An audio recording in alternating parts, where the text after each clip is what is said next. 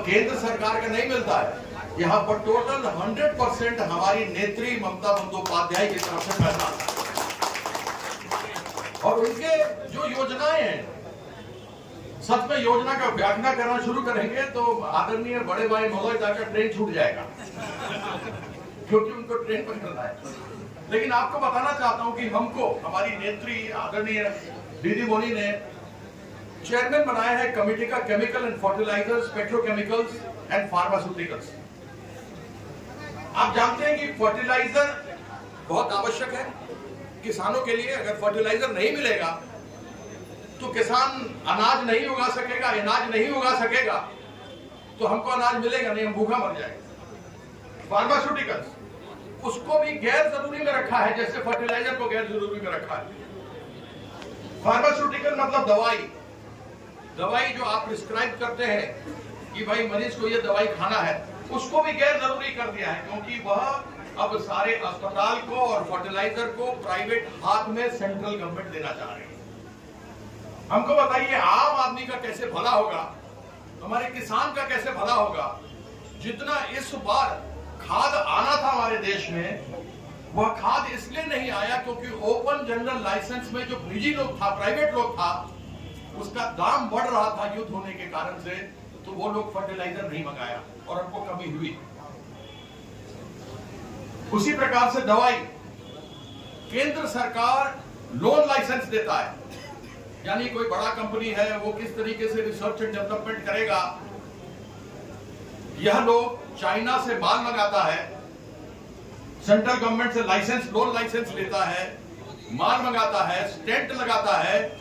और सब डॉक्टर लोग और मेडिकल लोग जानते होंगे कि जब कभी खून भी देता है, ग्लूकोज भी देता है तो थ्रोम्बोसिस होता है, उसके लिए जरूरी होता है निकाल करके दूसरे नस में लोग डालता है।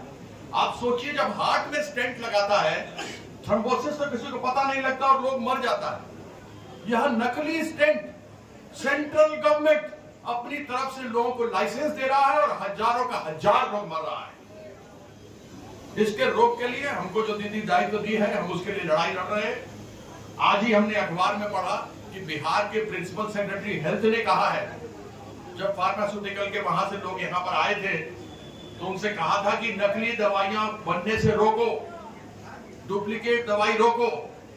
लेकिन सेंट्रल गवर्नमेंट ने ऐसे ऐसे लोग को लाइसेंस दे दिया है कि जिसके अंदर नकली दवाई, स्पूरियस दवाई लोगों के बीच में जा रहा है। अगर नकली दवाई खाइएगा तो असर आप पर होगा नहीं, आपका तबीयत और खराब होता चला जाएगा, आपको मालूम नहीं लगेगा। और उसके बाद फिर अस्पताल को जाकर लोग कहते हैं कि आपने क्या दवाई दिया, हमारा व्यक्ति मर गया, कोई आपका दवाई देने के बाद भी नहीं खाया। इसलिए जो दायित्व हमारी बड़ी दीदी ने दिया है, फार्मास्यूटिकल जरूरी में आए, फर्टिलाइजर जरूरी में आए, आवश्यक में आए, इसको लेकर हम लड़ाई लड़ रहे हैं। हमने कमेटी के अंदर बात रखा है, वही कमेटी में आगे बात चलती रहेगी। अभी डॉक्टर उदयन चौधरी कहाँ है? हाँ देखिए, इनसे बात हुआ, इनको बोला हम श्रीलंका के विरुद्ध एक मैच खेल रहा था ग्वालियर में, तो हमारा जो एरिया था, कौन कौन सा बताए होते?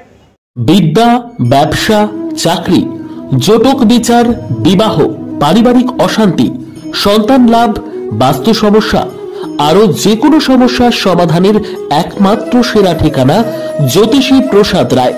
আর দেরি না করে আজই চলে আসুন প্রসাদ রায়ের কাছে। আমাদের ঠিকানা 5A/23 Sepco township, B zone, Durgapur, 713205। Phone number 7407250555, 9064620441, 8967696309।